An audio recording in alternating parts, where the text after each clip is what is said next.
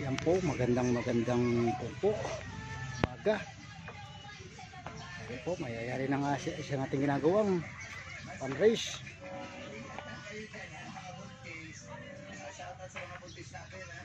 Po.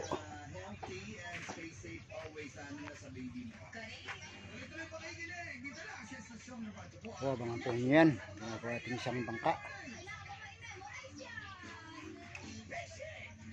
Oh.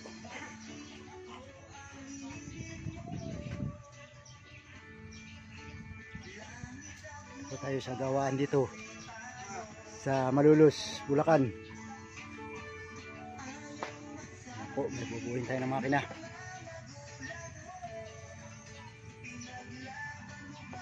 So, kuha tayo ng makina ngayon, 22. Kuha po tayo, nagpa-stroker.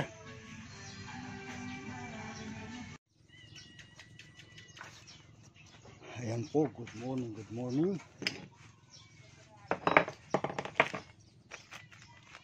Ayan po, nagpa-stroker tayo. Yan, ng kuan 22 po. Yan. Ang una po, medyo nagpa-stroker tayo ito, nabaluktot. Kanya ibinilik natin na yan. Sa gumawa, naituwid naman po nila, okay na. Yan po ang stroker na 3.5 mm Proquip 22. At ayan naman po ang ating na stock na connecting rod. Yan po. Susulpak natin. Yan po. Hindi na po tayo nagbawas diyan. Yan, gumawa lang po tayo ng panibagong kanal. Yan, sa sumo na 19. Po. Yan po, ayan, sobra. Babawasan lang po natin yan. Ayan. Po.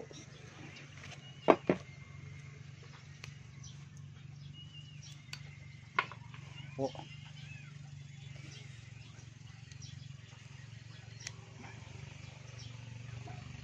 Po, ayan. Sobra lang ng kapraso. Bali po, lumabas ito ng 37 40 ang pinaka-pumpo nito, yung original. Ayan, ang sa sumo naman ay 38.5. Ang laki ng cap bearing. Kaya magbabawas tayo. Yan po, ayan ang babawas po natin. Yun.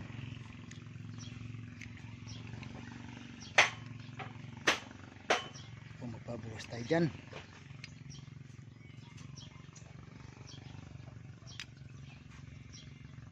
Kabilang side niyan. Ito naman po ang ating po, nahasa natin ang kuwan yan, nabilog na po natin.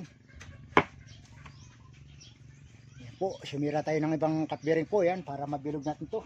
Medyo nagpataan pa po tayo sa machine shop, hindi pa po nila regrind po, tayo na lang ang magre-regrind po. Nabilog na po natin to, gumamit tayo ng ibang cut bearing, sumira tayo ng ibang cut bearing.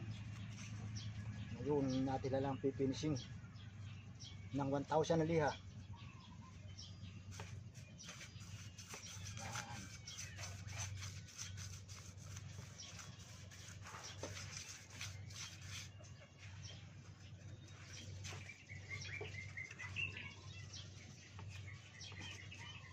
Po, 1,000 natin, saka metal polish.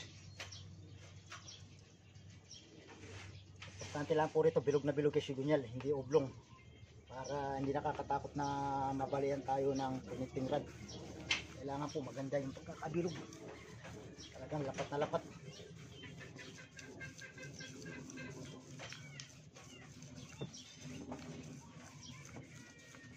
Po sa 22 Proquip.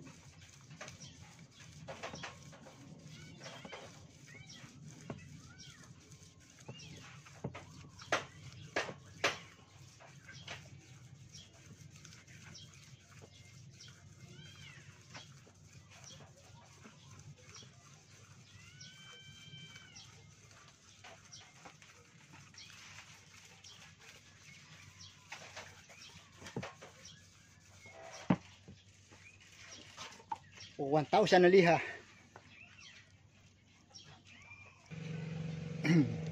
Yan, bawasan na natin.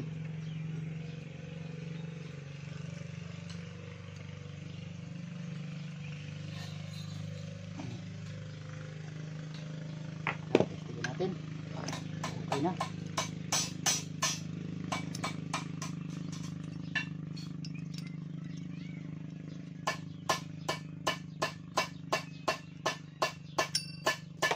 Uy, ay, lumulundag.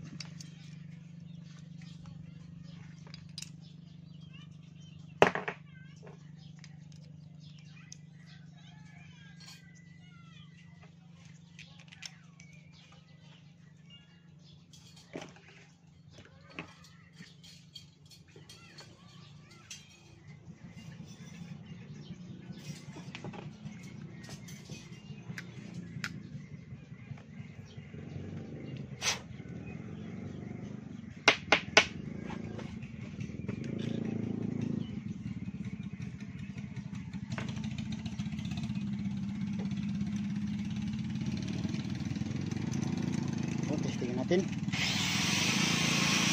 Kailangan lumapat ang mga gilid niya.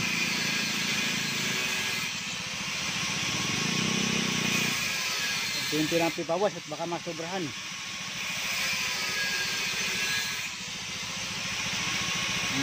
Kailangan po, unti-unti lang.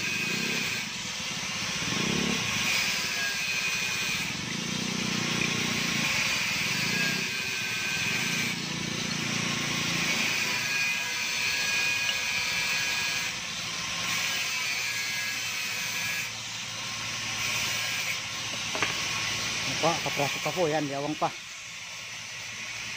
Yan, kunti lang po, mga 1 mm pa.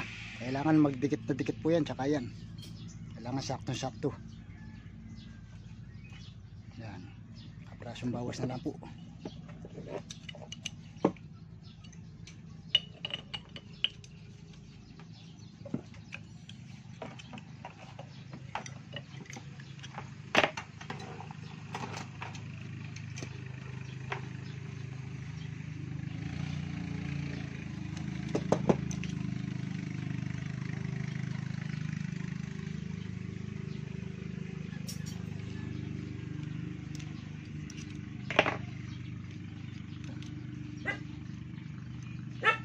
Bawas pa natin kapraso.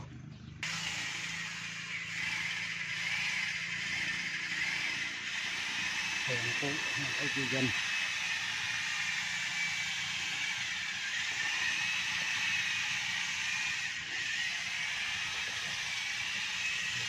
Hirapan pa natin.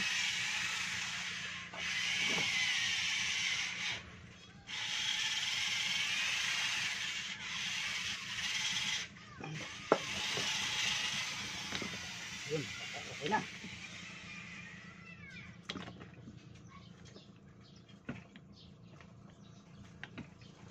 Wala lang kung ano, sakto. Oh, madalas na, cut-bearing.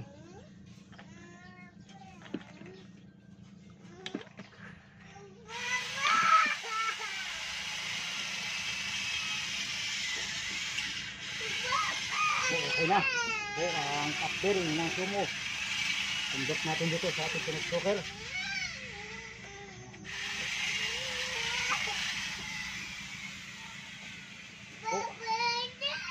Assemble lang natin to. Stock lang po ang ating ginamit na connecting rod. Convert.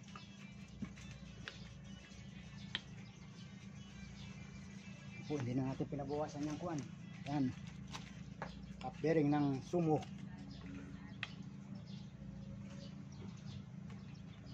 Stoker po natin sa ganyan, kaya hindi na tayo nagbawas nitong kuan. Nilapatan na natin ang cut-bearing. Ganda. Okay na. Ito lang. Okay na. Kapit na lang po natin. Ayan.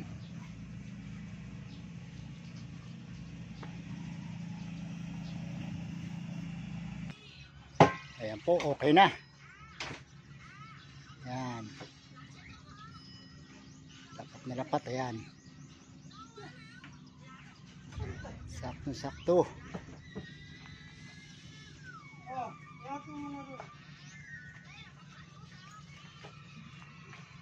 Po ang ating kinak bearing ng sungo. Karabit natin sa 22 horsepower na Pro Whip. Po, stock lang ako niting rad pero naka-stroker siya. Po, importante lang po, hindi oblong ang ating sigunyal. Ganda pagkakalapat. Po. Yan, gagamitin po natin yan sa Iloilo. Po, abangan nyo kami dyan sa Iloilo, sa Bukoy Beach. Po, sa aniversa tayo ng Ading, Team Ading ng Boracay at ang RST Thunder Bulacan. Yan po, anim po ang lalaban natin dyan. Yan, kita-kita po tayo dyan. Thank you very much po, salamat.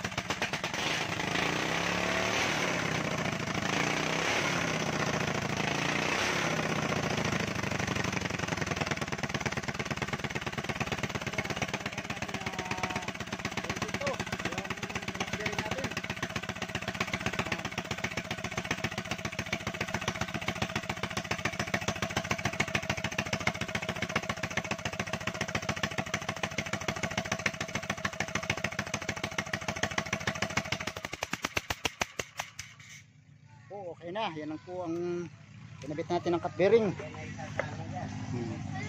Okay na po, yan, sasalang po natin dyan sa testing natin yan. Ayan, part 2 po, abangan nyo sa part 2 po, sasalang natin dyan sa bangkang yan.